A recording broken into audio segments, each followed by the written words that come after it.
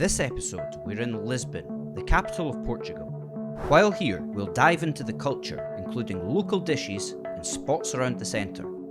We'll also visit two towns close by, the coastal town of Setúbal and its stunning surrounding national park, and the fairy tale town of Sintra, to the west of the city. We begin though, in the heart of the city. The main area in Lisbon is situated around the popular street Rua Augusta, which begins at the vast waterfront square known as Commercio Square. This square was the port of entry to the city and used to hold the royal palace there before they moved. Commercio Square opens onto Rua Augusta by passing through the Triumphal Arch. The arch itself has a small lift that takes you up towards a viewing platform overlooking the square and Tagus River.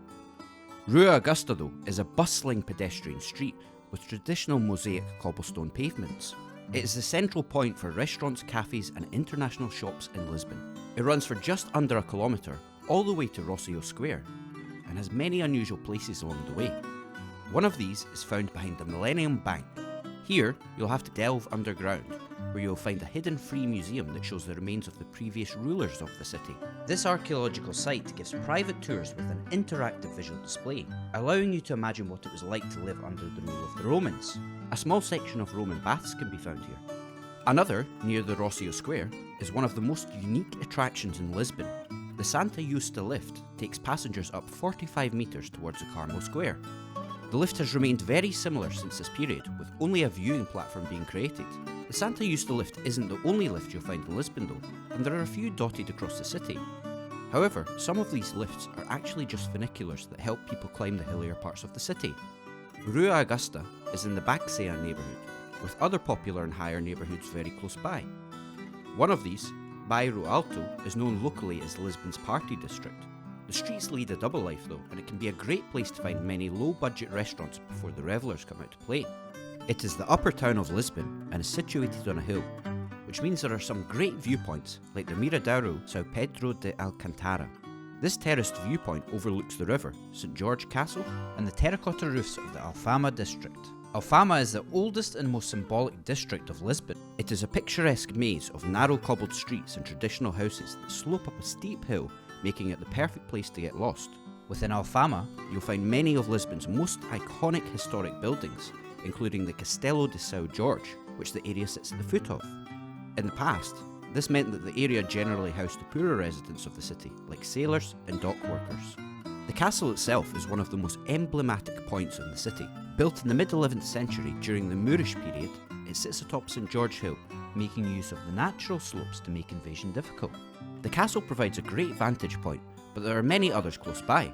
Miradouro das Portas in Alfama has a stunning view of the red rooftops and Tagus River. Another is the Miradouro de Graça. Although in the Graça neighbourhood, it is just behind the castle in Alfama district. A great way to see all of these neighbourhoods is by taking the famous number 28 tram, which is a scenic route that passes all three and a number of famous landmarks along the way.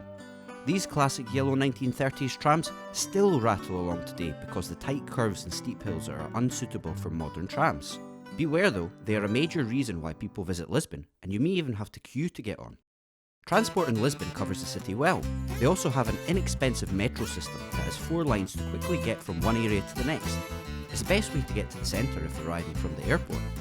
The best way to manage your transport fares is with a Via Viagem card. This was designed specifically for non-frequent customers as a pay-as-you-go option, where you top up, zap and gain instant access to any mode of transport without the hassle of purchasing single tickets. The card lasts for a year and costs 50 cents to purchase. A more unusual way to get around the city and learn about the famous sights as you do is by taking one of the Lisbon go-car tours. This is a go-car that you can hire that has its own built-in guide coming with it, covering all of the city's hotspots and providing information on them. The office is based close to the archaeological site, and they also offer other forms of tours popular to Lisbon, like tuk-tuks. If you want to get a bit further from the traffic though, Monsanto Forest Park is a large protected green area that is just on the outskirts of the city centre. This 10-kilometre site contains a range of forest trails which are popular with walkers, runners and cyclists. Another green space to visit, located a bit further outside of the city, is the Parque Natural Arabida. Located next to the sea, between the city of Setúbal and fishing town of Sesimbra, the area has incomparable natural beauty, where the blue sea White chalk cliffs and green vegetation form a perfect blend to provide a paradise-type feel. You'll find a wealth of gorgeous beaches here too, with characteristics fitting to the Mediterranean. The idyllic Praia de Galapinos is one of the region's most stunning beaches. This beach sits on a small cove on its own and is easy to miss due to the fact that it can be quite hard to reach. Once there though, the almost private crystal clear waters will have made your journey completely worthwhile. On the opposite end of the scale, the biggest beach in the area is the Praia de Figueira. This is very close to Setúbal and runs for 1 kilometre. For this reason though, it can get very busy in the warmer months. As mentioned before, the park and beaches are close to Setúbal, which is worth visiting too. You'll find the Mercado do Livramento here, a covered market selling the finest of Portugal's traditional foods. The market is an important part of life for residents in Setúbal, and many come here to buy their fresh ingredients. You'll find freshly caught fish, fruit and veg aplenty. The tiles at the back of the hall are worth keeping an eye out for and depict different economic activities of the city. You can also get a short ferry ride over to the Troia Peninsula, a 13-mile long narrow spit of land. To get across to the Setúbal area from Lisbon, you'll have to take the Vasco da Gama bridge out of the city and then drive for around 30 minutes. This bridge was named after the famous explorer and is almost an incredible 13 kilometres long. It is the longest bridge in Europe, even beating the famous Øresund Bridge connecting Denmark and Sweden. You'll find plenty of marine life close by to the bridge in Lisbon's Oceanarium. The Oceanario de Lisboa is the largest indoor aquarium in Europe. It is home to 8,000 types of sea creatures from 500 different species. Highlights include sharks, rays, and the only 2 existing sea otters in Europe.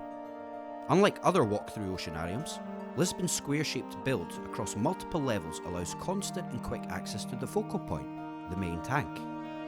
Sea life is an important part of Lisbon's culture, whether in the oceanarium, river, or even on your plate.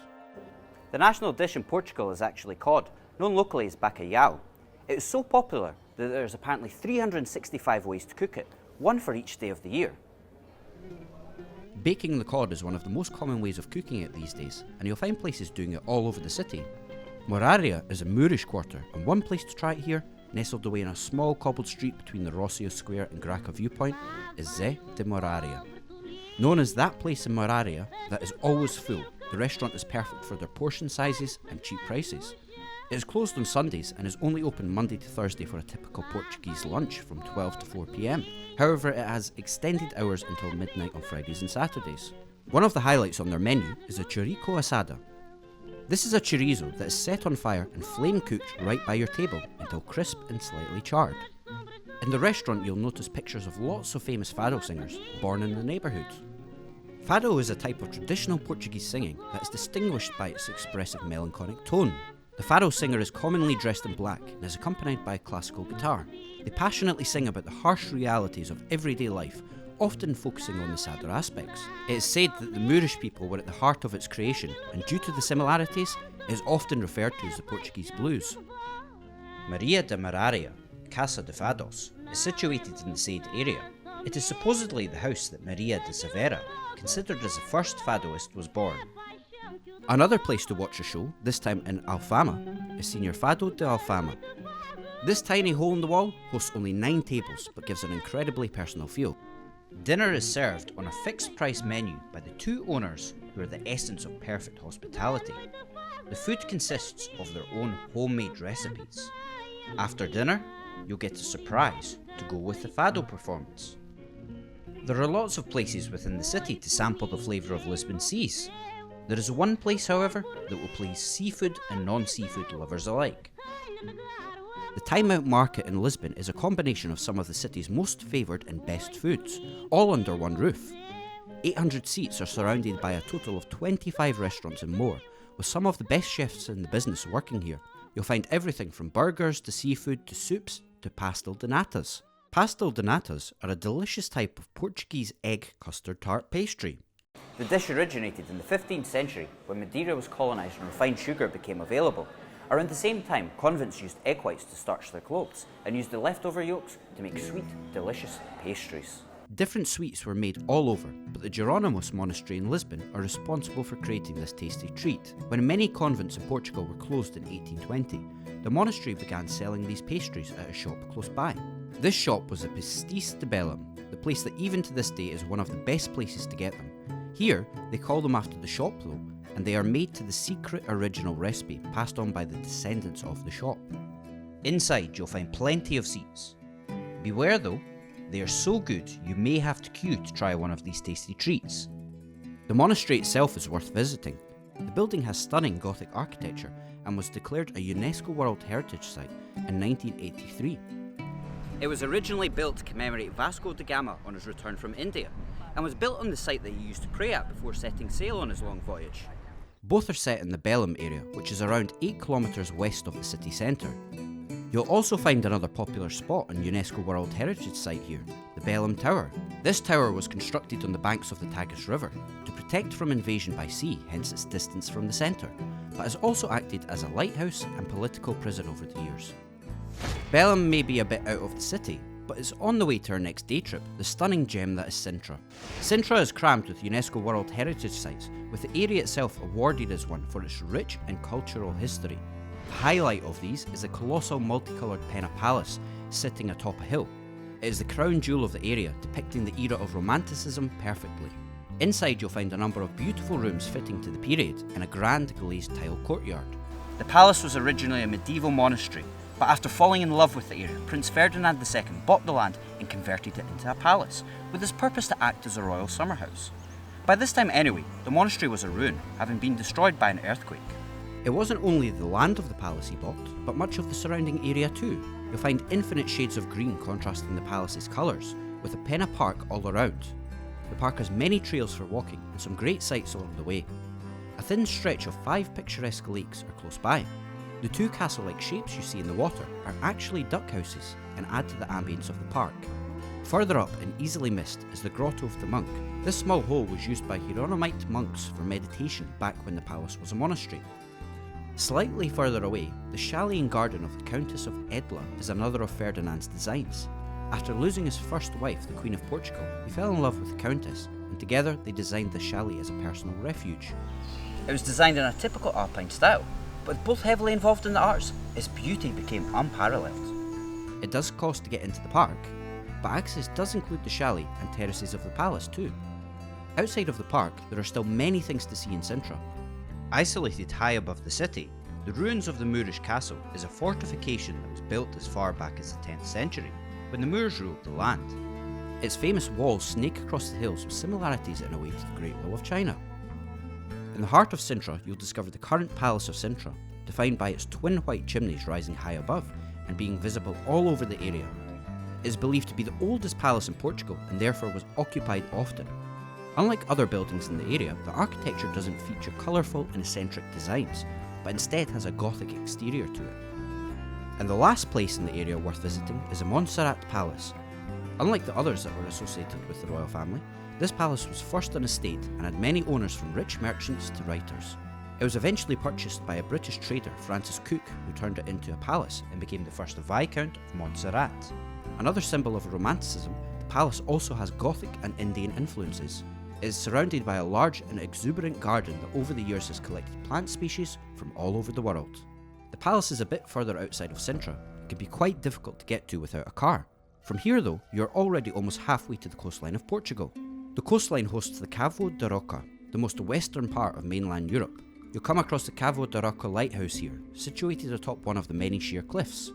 The cliffs stretch north all the way into the distance, but close to the lighthouse, if you know where to look, you'll find a beach completely hidden in its own cove. Ursa Beach is a wild and unspoilt collection of sand and rock. Ursa translates to bear, and it is named after the huge sea stacks found at one end said to resemble the animal and its cub. There is no definitive path down to the beach, and it can only be reached by clambering down a steep valley covered in loose rocks. It does make it relatively unknown due to this, however, and it is well worth the trip. Having an array of beautiful beaches across the country, Portugal is naturally famous for surfing. At the first sign of the warmer months, locals can be seen in numbers taking to the water with their boards. The most popular place to do this is on Carcavalos Beach between Lisbon and Sintra. Here, as a budding boarder, you can even learn the basics with Carcavalos Surf School. The beach is also popular for relaxing too, with many bars serving a variety of drinks here. The local drink in Portugal is Ginjinha, which is a liqueur made from the ginger berries, a type of sour cherry. It's served as a shot even though it's usually between 18 and 24%. Most bars in Lisbon offer them, but one of the best places to try it is at Ginjinha. This bar is situated on a corner of the Rocio Square and it's almost more like a shop as there is next to no space inside. Another bar you should try to visit in Lisbon is Pavilhão Chinas. Translated to Chinese pavilion, the name refers to the museum-style interior displaying hundreds of Chinese ornaments. These ornaments are part of the owner's personal collection and are spread across the 5 rooms. There are also a couple of pool tables here too. The ornaments aren't the only drawing point of the bar, and your experience starts before you've even entered the building. The entrance is actually hidden and can only be accessed by ringing the bell on the unmarked red door. A pristinely dressed waiter will then meet you and guide you inside. And if you want to delve further into the world of ornaments, Lisbon has a marionette museum. In the past, marionettes were an important form of entertainment in Portugal. This museum is the only one in Lisbon, however, and visitors are transported to a world before modern devices, with the lifelike features of these puppets vividly displayed across multiple thematic rooms. You can also create your own stop-motion movie here. And finally, we'll finish with another Portuguese tradition and a little gem of a place. Right now I'm standing in Corteção Netos, a family-run business selling tiles. These ceramic tiles are used all over Portugal as an important part of architectural design. The ones you find in the shop were collected over a period of 34 years by the owners who now sell them on. It can be quite a sight as you are greeted with a wall of colour when you enter or are on your way out. We hope you enjoyed your stay in Lisbon. Don't forget to subscribe to our channel below for all the tips and tricks on many more hidden cities that we will explore.